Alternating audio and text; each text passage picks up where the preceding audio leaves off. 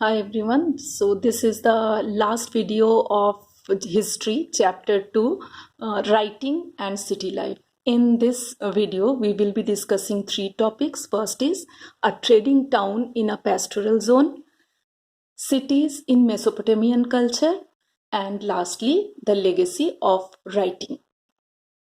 So, a trading town in a pastoral zone. Till now, we have discussed about temple towns. Now, this is a trading town which was named as Mari.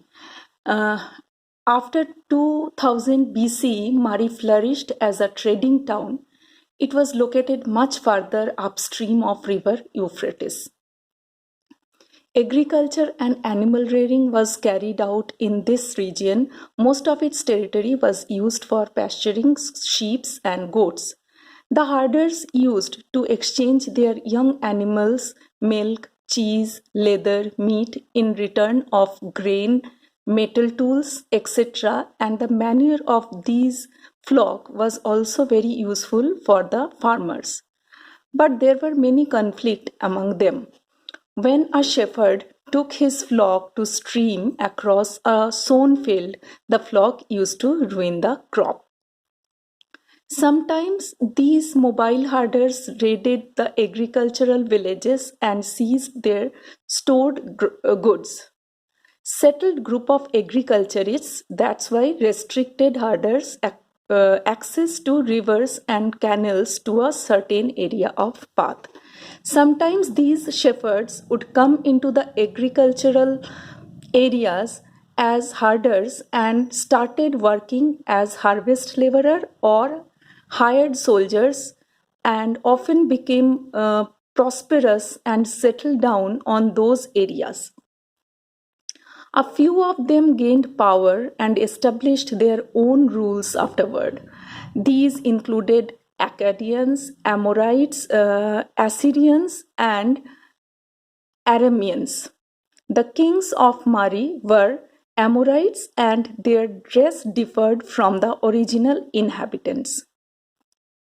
The original inhabitants worshipped the gods of Mesopotamia and raised a temple of Dagon, god of the steppe at Mari. Thus, Mesopotamian society and culture was heterogeneous because different types of people used to stay there.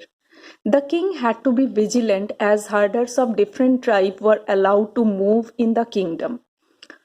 Located on Euphrates in a prime position for trade, wood, copper, tin, oil, wine, and various other goods were exported to Mari from Turkey, Syria, and Lebanon. Boats carrying grinding stones, wood, oil, wine were stopped at Mari on their way to the southern cities. Officers of this town would go abroad to inspect cargo and levy charges to pass the downstream. Tablets refer that Mari traded with Cyprus too, which was very well known for its copper during those days. Though Mari was not militarily strong, but it was indeed a prosperous town. Our next topic is cities in Mesopotamian culture. Mesopotamians valued city life, and people of many communities and cultures lived together. Here we will be discussing about an epic story of Gilgamesh. It was a poem of epic poem of Gilgamesh, which was written in 12 tablets. Though only 2/3 of those tablets were recovered, Gilgamesh ruled the city of Uruk. He was a great hero and subdued people from different places. He was shocked to know about his friend's death. He then set out to find the secret of immortality. After a heroic attempt, he failed and returned back to Uruk. He then consoled himself by walking along the city wall of Uruk. Next topic is the legacy of writing. The greatest legacy of Mesopotamia to the world is its traditional time reckoning which is also the time calculating system, and mathematics.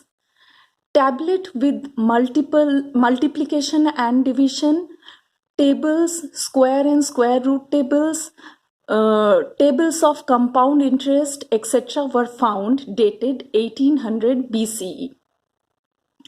The division of year into 12 months according to the revolution of moon to earth, and then the division of month into 4 weeks, the division of week into 7 days, the division of day into 24 hours, and the division of hour into 16 minutes, which till date we follow, was very much prevalent in Mesopotamian civilization. These time divisions were adopted by the successors of Alexander, and from there it was transmitted to Rome, Islamic world, and to medieval Europe also. Solar and lunar eclipses were also recorded according to the year, month, and days. Night stars and constellations were also observed. These all above mentioned activities would have not been possible without writing and urban institutions like schools where students read and copied earlier tablets. In these schools, some students were trained to become intellectuals who could carry forward the old tradition of writings. That's it. Thank you.